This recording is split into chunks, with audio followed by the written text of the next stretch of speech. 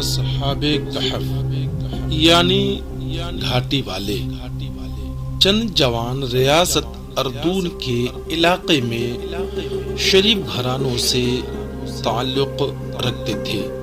بہت دیندار، پرہیزگار اور ہمیشہ اللہ تبارک و تعالی کی عبادت اور اطاعت میں لگے رہتے تھے، اور حضرت عیسیٰ علی نبینا علیہ الصلوۃ والسلام کے دین کی جو سچی اور اچھی باتیں ان کو پہنچتی تھی ان پر عمل کرتے تھے. لیکن اس زمانے میں حضرت عیسیٰ علی نبینا علیہ الصلوۃ والسلام کے دین کو ماننے والے بھی اکثر و بیشتر بت پرست اور مشرک ہو گئے تھے.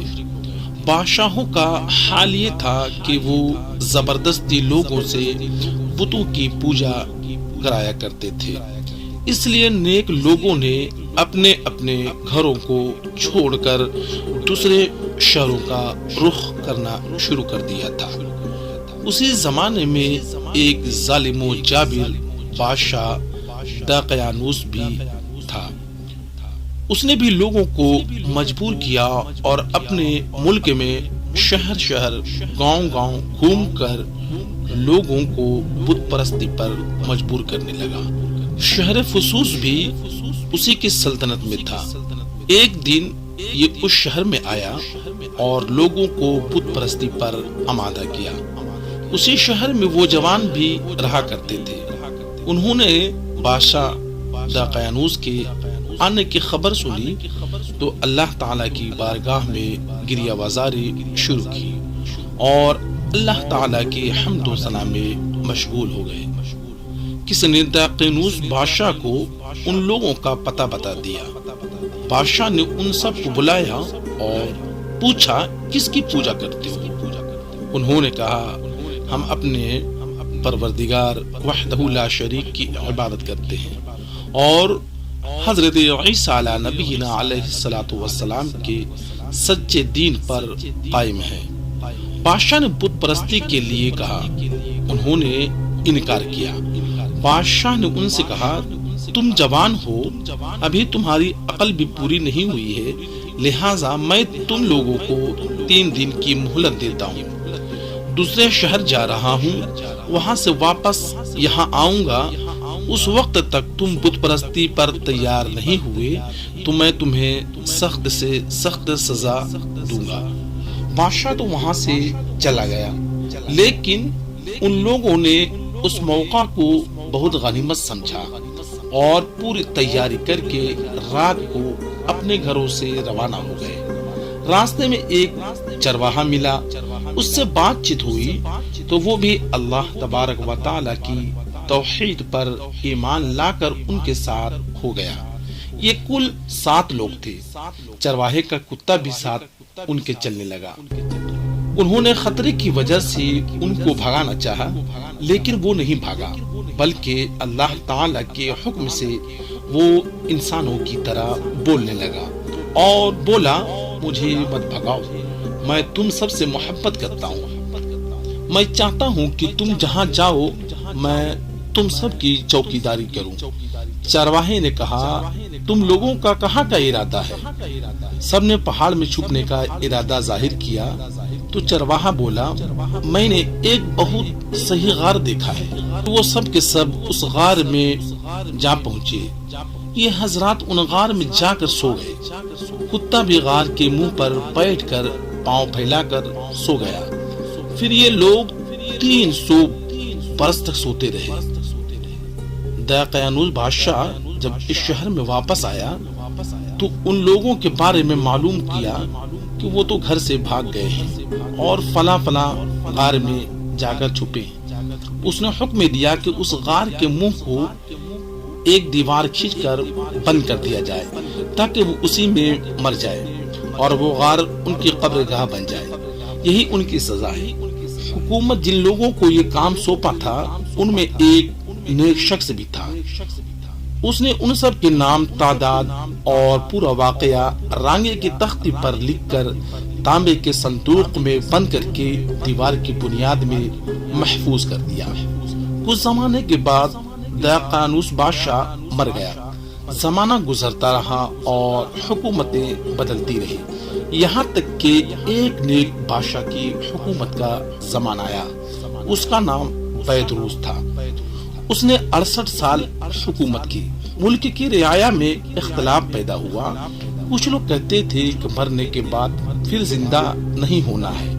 بادشاہ اور اس کے دوسرے ساتھی کہتے تھے مرنے کے بعد ضرور اٹھایا جائے گا اور قیامت قائم ہوگی۔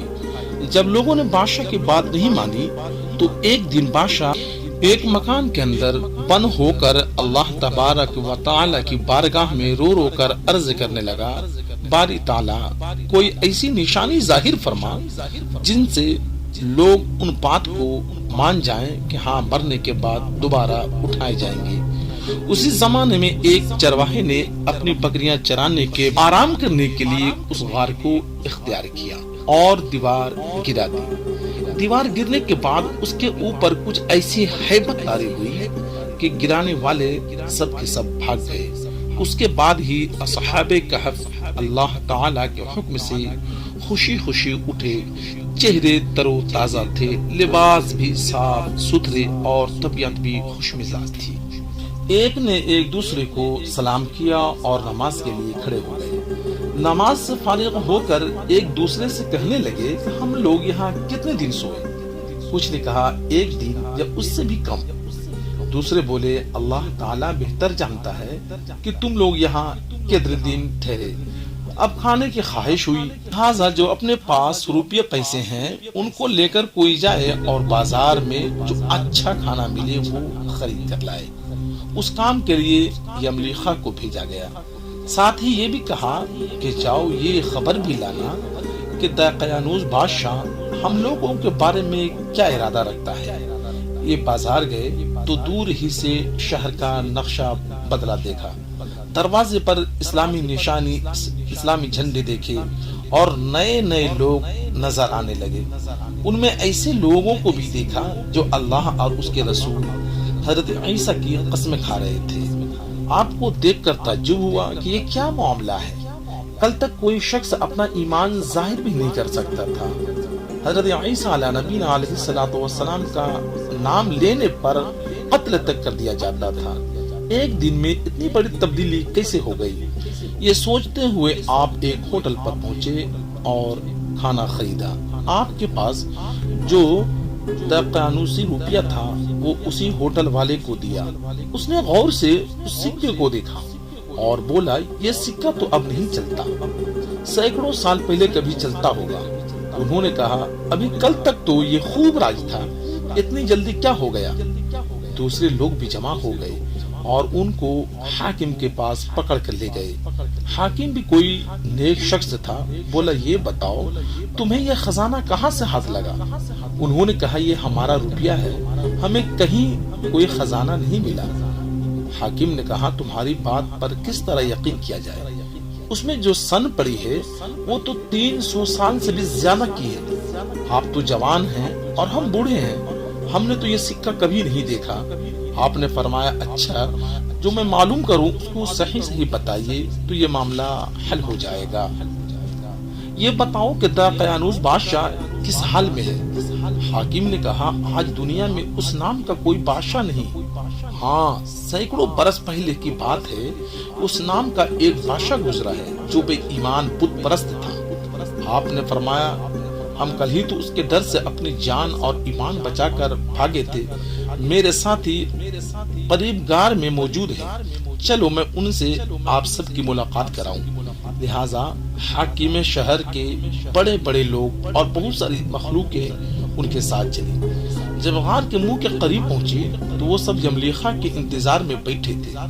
جب بہت سے لوگوں کے آنے کی خبر سنی تو سمجھے کہ یملیخا پکڑے گئے اور دقیانوس کی فوج ہماری تلاش میں آ رہی ہے۔ یہ سوچ کر اللہ تعالیٰ کی حمد و ثنا میں مشغول ہو گئے۔ اتنے میں یہ لوگ پہنچ گئے۔ یملیخا نے پورا قصہ سنایا۔ اب یہ لوگ سمجھے کہ اللہ تعالیٰ نے اپنی نشانی ظاہر کرنے کے لیے ہمیں جگایا ہے اور ہم واقعی 300 برس سے بھی زیادہ سوئے ہیں۔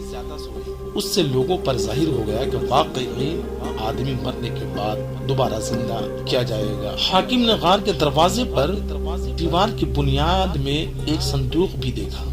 اس کو نکال کر جب کھولا تو اس میں ایک تختی نکلی، ان میں ان حضرات کے نام لکھے تھے اور کتے کا نام بھی تھا۔ ساتھ ہی یہ بھی لکھا تھا کہ لوگ اپنے دین کی حفاظت کے لیے دقیانوس بادشاہ کے ڈر سے اس غار میں آ کر چھپے ہیں۔ دقیانوس بادشاہ کو پتہ چلا ہے تو اس نے دیوار کھینچ کر ان کو یہاں بند کرنے کا حکم دیا ہے۔ ہم یہ حال اس لیے لکھ رہے ہیں کہ جب کبھی یہ غار کھلے تو لوگ ان کے حال پر آگاہ ہو جائیں۔ یہ تختی پڑھ کر سب کے سب تعجب میں ہوئے اور لوگ اللہ تعالیٰ کی حمد و ثنا کرنے لگے۔ اس نے ایسی نشانی ظاہر فرما دی کہ جس سے موت کے بعد اٹھنے کا یقین ہوتا ہے۔ حاکم نے اپنے بادشاہ بیدروس کو اس واقعہ کے بارے میں خبر دی۔ وہ اپنے ساتھ وزیروں امیروں کو لے کر حاضر ہوا اور اللہ تعالیٰ کی بارگاہ میں سجدہ شکر ادا کیا۔ اللہ تعالیٰ نے اس کی دعا قبول فرمائی۔ اصحاب کہف بادشاہ کے گلے ملے اور انہوں نے بادشاہ سے کہا، ہم تمہیں اللہ تعالیٰ کے سپرد کرتے ہیں، اللہ تعالیٰ تیری اور تیرے ملک کی حفاظت فرمائے۔ السلام علیکم ورحمۃ اللہ۔ پھر یہ سب حضرات اپنے اپنے مقامات پر جا کر سو گئے اور بادشاہ ان کو کھڑا دیکھتا رہ گیا۔ اللہ تعالیٰ نے ان کو وصال انتقال فرمایا۔ بادشاہ نے حکم دیا کہ سال کی لکڑی کے صندوق بنا کر لائے جائیں اور ان کو آرام سے ان میں لٹا دیا جائے۔ اس کے حکم کے مطابق ایسا ہی کیا گیا۔ اللہ تعالیٰ نے روب سے اس کی حفاظت فرمائی کہ اب کسی کی ہمت نہیں کہ وہاں جا سکے۔ بادشاہ نے اس غار کے منہ پر ایک مسجد بنانے کا حکم دیا اور ایک دن خوشی کا دن طے کیا کہ ہر سال لوگ آئیں اور یہاں عید کی طرح خوشیاں منائیں۔ دوستو یہ واقعہ کیسا لگا ہمیں کمنٹس کر کے ضرور بتائیں۔ پھر ملتے ہیں اگلے ویڈیو میں، جب تک کہ اللہ حافظ، فی امان اللہ۔